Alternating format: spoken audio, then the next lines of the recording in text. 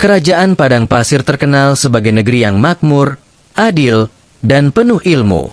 Raja Harun al-Rasyid bukan hanya penguasa pedang, tetapi juga pecinta hikmah. Di istananya, para ulama, filsuf, tabib, penyair, dan pendeta dari berbagai negeri sering diundang untuk berdiskusi. Namun suatu hari, datanglah rombongan asing dari negeri timur jauh. Mereka mengenakan jubah safron, kepala gundul berkilat, wajah tenang seperti air danau. Mereka adalah para biksu Kerajaan Agung Mahayana, dipimpin oleh seorang biksu tua bernama Biksu Ananda Mahasurya, terkenal sebagai pendebat ulung di 7 kerajaan. Tujuan mereka hanya satu. Kami ingin menguji kebijaksanaan Islam melalui Abu Nawas. Nama Abu Nawas sudah sampai ke negeri-negeri jauh. Ia dikenal sebagai orang paling aneh di dunia. Kadang tampak gila, kadang tampak bodoh, tapi selalu menang dalam logika. Raja tersenyum licik saat mendengar tantangan itu. Ah, Abu Nawas lagi. Kalau dia kalah, aku bisa menertawakannya. Kalau dia menang, aku bisa membanggakannya. Maka diumumkanlah sebuah peristiwa besar.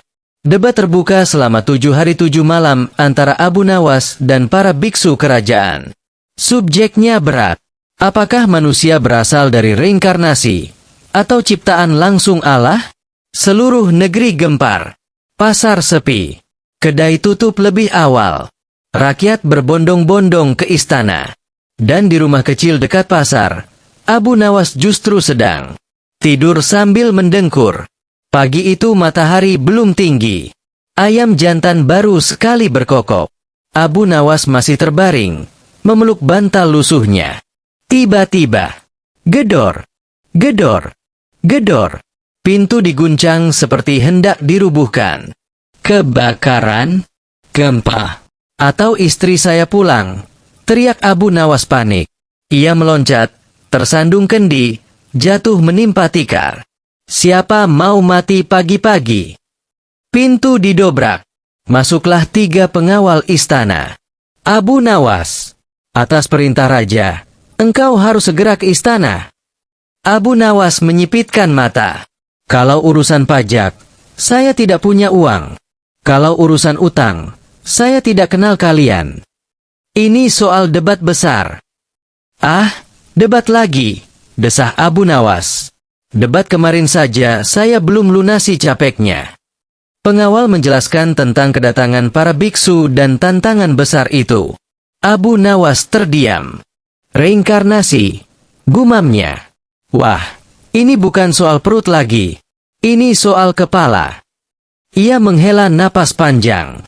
Baiklah, tapi saya minta sarapan dulu. Kalau perut kosong, otak saya ikut puasa. Balairung istana penuh sesak. Di sisi kanan duduk para ulama dan cendekiawan muslim. Di sisi kiri duduk para biksu berjubah safron. Di tengah, singgasana raja. Biksu Ananda Mahasurya berdiri. Suaranya lembut tapi tajam. Wahai raja, ajaran kami menyatakan bahwa kehidupan adalah roda tanpa awal. Jiwa berpindah dari satu tubuh ke tubuh lain. Tidak ada pencipta, hanya hukum sebab akibat. Rakyat mulai berbisik. Raja mengangguk. Dan Islam. Biksu tersenyum tipis. Itulah yang ingin kami uji. Saat itulah terdengar suara dari pintu belakang. Maaf terlambat. Tadi saya hampir bereinkarnasi jadi orang malas lagi. Semua menoleh. Abu Nawas masuk sambil menguap. Silakan duduk, wahai Abu Nawas, kata raja. Abu Nawas memandang para biksu. Jumlah kalian banyak. Kalau saya kalah, apakah saya harus reinkarnasi jadi biksu juga? Balairung tertawa. Biksu Ananda tersenyum tipis. Kita mulai dengan pertanyaan sederhana. Biksu Ananda berkata, jika Tuhan menciptakan manusia sekali, mengapa ada ketidakadilan? Ada yang lahir cacat, miskin, menderita. Reinkarnasi menjelaskan, itu akibat perbuatan kehidupan sebelumnya. Para biksu mengangguk. Abu Nawas mengelus janggutnya. Menarik. Jadi menurut Anda, kalau seseorang lahir miskin, berarti dulu dia jahat. Begitulah hukum karma. Abu Nawas tersenyum. Kalau begitu, saya ingin bertanya. Ia menunjuk seorang biksu muda. Wahai biksu, mengapa Anda botak? Biksu terkejut. Itu pilihan spiritual. Berarti di kehidupan sebelumnya Anda tukang cukur. Balairung meledak tawa. Biksu Ananda menahan senyum. Itu bukan argumen.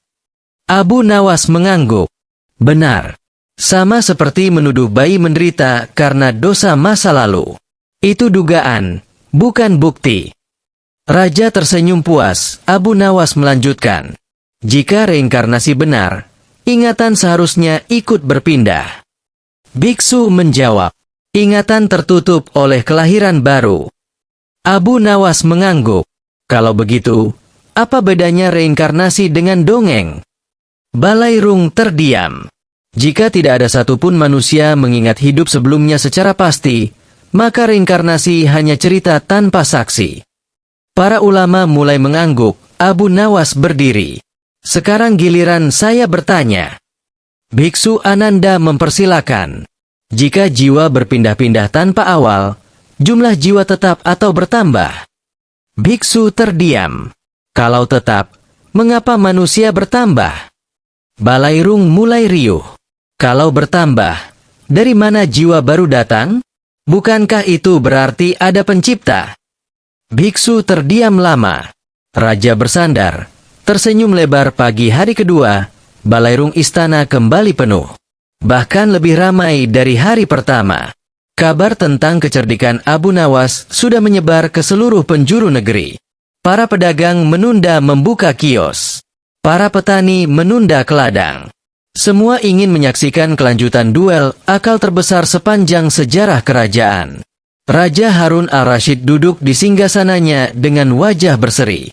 Silakan dilanjutkan, titah raja. Biksu Ananda Mahasurya berdiri. Kali ini wajahnya lebih serius. Wahai Abu Nawas, engkau pandai memutar logika. Namun reinkarnasi bukan soal ingatan, melainkan hukum alam. Seperti api membakar dan air membasahi, karma bekerja otomatis. Abu Nawas mengangguk pelan. Baik, kalau begitu kita bicarakan hukum alam. Ia melangkah ke tengah Balairung. Jika hukum karma otomatis, apakah ia cerdas atau bodoh? Para biksu saling berpandangan. Maksudmu? Tanya Biksu Ananda. Jika otomatis tanpa akal, bagaimana ia bisa menentukan keadilan yang rumit? Si A lahir buta, si B lahir raja, si C lahir miskin, si D lahir kaya. Itu perhitungan yang sangat detail. Abu Nawas menepuk lantai marmer. Hukum yang sangat detail memerlukan kecerdasan. Kecerdasan memerlukan kehendak. Kehendak memerlukan zat berakal. Itu bukan hukum buta. Itu ciri Tuhan. Balairung bergemuruh. Para biksu mulai gelisah. Biksu Ananda mencoba membalas. Jika Allah menciptakan manusia, mengapa menciptakan penderitaan? Abu Nawas tersenyum tipis. Pertanyaan bagus. Sekarang saya balas dengan pertanyaan lebih sederhana. Ia menunjuk ke langit-langit istana. Apakah matahari menyinari semua orang? Ya. Apakah hujan turun untuk semua? Ya. Apakah api membakar siapapun yang menyentuhnya? Ya. Abu Nawas mengangguk. Itulah sunnatullah. Hukum ciptaan Allah. Bukan kezaliman, tetapi ujian. Ia melirik para biksu. Dalam Islam, penderitaan bukan hukuman masa lalu, tetapi ujian untuk masa depan. Manusia tidak dihukum tanpa sadar. Suasana hening. Ucapan itu menusuk hati banyak orang. Abu Nawas melanjutkan dengan suara tenang namun tajam. Sekarang saya ingin bertanya tentang bayi. Para biksu mengangguk. Apakah bayi yang baru lahir masih suci? Tentu. Kalau begitu, kata Abu Nawas perlahan, jika bayi lahir cacat karena dosa masa lalu, berarti bayi itu memulai hidup dalam keadaan dihukum. Balairung terdiam. Apakah adil menghukum seseorang atas perbuatan yang tidak ia ingat? Para biksu saling pandang. Jika ia tidak ingat dosanya, maka hukuman itu bukan mendidik, hanya menyiksa. Raja mengangguk-angguk puas. Sejak fajar menyingsing, halaman istana telah dipenuhi manusia seperti semut mengerubungi gula. Pedagang air berseru, "Air dingin!" Untuk kepala panas karena debat. Penjual roti berteriak, "Roti panas!" Otak juga hari ini dipanggang. Balairung istana lebih sesak dari hari-hari sebelumnya. Bahkan para pengawal berdiri rapat di sepanjang pilar marmer. Raja Harun al-Rashid tersenyum puas. Belum pernah istana seramai ini, kecuali saat pembagian emas rampasan perang. Wazir membungkuk. Hari ini rakyat bukan mengejar emas, tuanku, tetapi hikmah. Pintu besar dibuka. Masuklah para biksu kerajaan. Jubah safron mereka menjuntai rapi. Wajah-wajah mereka tenang, namun mata mereka menyimpan kewaspadaan. Di depan mereka berjalan biksu Ananda Mahasurya. Di tangannya ada 3 kitab tebal. Ia berhenti di tengah balairung. "Wahai Raja, wahai Abu Nawas, hari ini kami tidak lagi berbicara dengan logika sederhana. Hari ini kami naik ke tingkat filsafat tertinggi." Abu Nawas menguap kecil. "Naiklah setinggi apapun. Tapi jangan lupa, orang yang terlalu tinggi kalau jatuh, sakitnya lebih lama." Balairung tertawa. Biksu Ananda tidak tersinggung. Ia berkata tenang, "Dalam ajaran kami, alam semesta tidak memerlukan pencipta. Segala sesuatu muncul dari sebab sebelumnya. Rantai sebab ini tidak memiliki awal."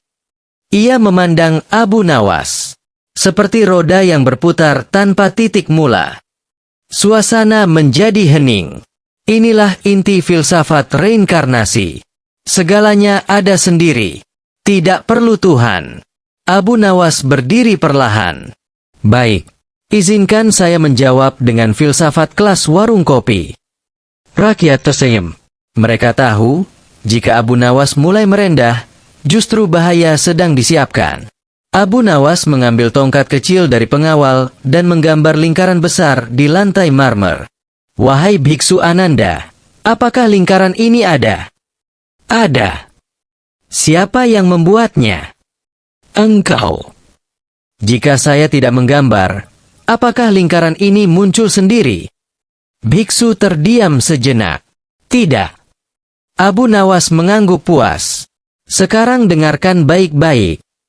Ia menunjuk lingkaran itu. Rantai sebab tanpa awal sama mustahilnya dengan gambar tanpa penggambar. Balairung sunyi. "Engkau berkata alam tidak punya awal. Itu berarti alam muncul tanpa pernah dimulai.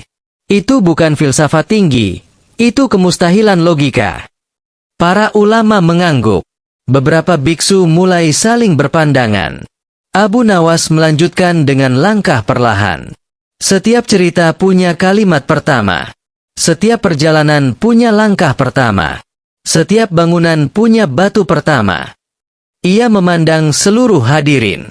Jika tidak ada yang pertama, maka tidak ada yang kedua, ketiga, dan seterusnya. Ia menatap biksu Ananda tajam namun sopan. Rantai sebab tanpa awal seperti mengatakan seseorang bisa memanjat tangga tanpa anak tangga pertama. Balairung mulai riuh. Biksu Ananda mencoba membalas. "Alam tidak perlu sebab pertama. Ia ada dengan sendirinya." Abu Nawas tersenyum. "Kalau begitu, rumah bisa berdiri tanpa pondasi. Anak bisa lahir tanpa orang tua. Surat bisa ditulis tanpa penulis." Rakyat tertawa. "Yang ada dengan sendirinya dan tidak bergantung apapun, itulah Tuhan. Kalian menolak Tuhan, tapi diam-diam kalian mendeskripsikannya." Balairung bergemuruh. Untuk memperkuat, Abu Nawas meminta pelayan membawa lilin. 100 batang lilin disusun berderet. Ia menyalakan satu lilin pertama. Api kecil menyala. Ia menyalakan lilin kedua dari lilin pertama. Lalu ketiga, keempat, hingga 10. Sekarang perhatikan. Ia memadamkan semuanya. Jika tidak ada lilin pertama, apakah satu pun bisa menyala? Tidak. Begitu pula kehidupan. Jika tidak ada pencipta pertama, tidak ada satu pun yang ada. Para biksu mulai gelisah. Biksu Ananda mencoba bertahan. Kami percaya kesadaran manusia itu abadi. Abu Nawas menggaruk kepala. Kalau abadi, mengapa orang pikun? Balairung pecah tawa. Yang abadi tidak berubah. Lupa adalah perubahan. Maka jiwa bukan Tuhan, ia makhluk. Biksu Ananda terdiam lama. Saat istirahat siang, para biksu berkumpul di penginapan. Biksu muda berkata gugup. Logikanya seperti pedang tak terlihat. Tidak melukai tubuh, tapi mematahkan keyakinan. Biksu Ananda menghela napas panjang. Kita telah naik setinggi langit, tapi ia menarik kita ke tanah dengan akal sehat. Besok kita serang dari sisi penderitaan manusia. Jika hari-hari sebelumnya istana ramai, hari ini istana seperti lautan manusia. Bahkan atap-atap rumah di sekitar alun-alun dipenuhi orang yang ingin mengintip dari jauh. Raja Harun al-Rashid sampai harus memerintahkan tambahan pasukan penjaga. Jika rakyat makin banyak, nanti yang jatuh bukan hanya argumen, tapi tembok istana, katanya sambil tersenyum. Abu Nawas masuk dengan santai. Tenang, tuanku. Kalau tembok runtuh, saya bisa berdebat dengan batu bata. Raja tertawa kecil. Para biksu masuk dengan wajah jauh lebih serius dari hari-hari sebelumnya. Biksu Ananda Mahasurya berdiri tegak. Kali ini suaranya lebih berat, lebih dalam. Wahai Abu Nawas, hari ini kami tidak berbicara tentang logika dingin. Kami berbicara tentang jeritan manusia. Balairung menjadi hening. Jika Allah benar-benar Maha Pengasih dan Maha Kuasa, mengapa dunia dipenuhi penderitaan? Anak kecil mati kelaparan, orang saleh tertimpa bencana, orang jahat hidup mewah. Beberapa rakyat mengangguk pelan. Pertanyaan itu menyentuh hati mereka. Biksu Ananda melanjutkan. Dalam ajaran reinkarnasi, penderitaan adalah akibat perbuatan masa lalu. Dunia tetap adil tanpa perlu Tuhan. Inilah serangan terkuat mereka. Abu Nawas tidak langsung menjawab. Ia menunduk sejenak, seolah merenung. Kemudian ia berkata lembut, pertanyaanmu berat, wahai Biksu Ananda. Tapi mari kita berpikir jernih. Ia melangkah ke tengah balairung. Jika seorang guru memberi soal ujian yang sulit, apakah ia membenci muridnya? Tidak. Ia ingin muridnya pintar. Jika seorang ayah membiarkan anaknya belajar berjalan, walau jatuh dan menangis, apakah ia kejam? Tidak. Ia ingin anaknya kuat. Abu Nawas memandang seluruh hadirin. Kesulitan bukan bukti kebencian. Justru sering tanda kasih sayang. Balairung mulai mengangguk. Biksu Ananda mencoba memotong. Tapi mengapa Allah tidak menciptakan dunia tanpa penderitaan? Abu Nawas tersenyum. Karena tanpa kesulitan, manusia menjadi rusak. Ia menunjuk para hadirin. Jika tidak ada sakit, siapa menghargai sehat? Jika tidak ada miskin, siapa menghargai kaya? Jika tidak ada kematian, siapa menghargai hidup? Suasana menjadi sunyi. Abu Nawas melanjutkan dengan suara lebih dalam. Penderitaan dalam Islam bukan hukuman masa lalu yang tidak diingat, tetapi ujian hidup yang disadari. Ia menatap Biksu Ananda. Islam lebih adil, karena manusia diuji atas apa yang ia ingat dan pilih. Biksu Ananda berkata, reinkarnasi memberi penjelasan sebab akibat penderitaan. Abu Nawas menggeleng. Tidak, reinkarnasi hanya memindahkan masalah, bukan menyelesaikannya. Balairung terdiam. Jika seseorang menderita karena dosa hidup sebelumnya, tetapi ia tidak ingat, maka penderitaan itu tidak mendidik, hanya menyiksa. Para ulama mengangguk kuat. Abu Nawas melangkah mendekat. Dalam Islam, orang miskin bisa menjadi mulia. Orang cacat bisa menjadi tinggi derajatnya. Penderitaan bukan kutukan, tetapi tangga menuju kemuliaan. Beberapa rakyat meneteskan air mata. Biksu Ananda mulai terlihat goyah. Namun, dunia tetap penuh ketidakadilan. Abu Nawas menjawab mantap. Dunia memang bukan tempat keadilan sempurna. Dunia adalah tempat ujian. Keadilan sempurna ada di akhirat. Balairung hening total. Inilah perbedaan besar. Ia mengangkat jari. Reinkarnasi berputar tanpa pengadilan terakhir. Islam menegaskan, akan ada hari pembalasan.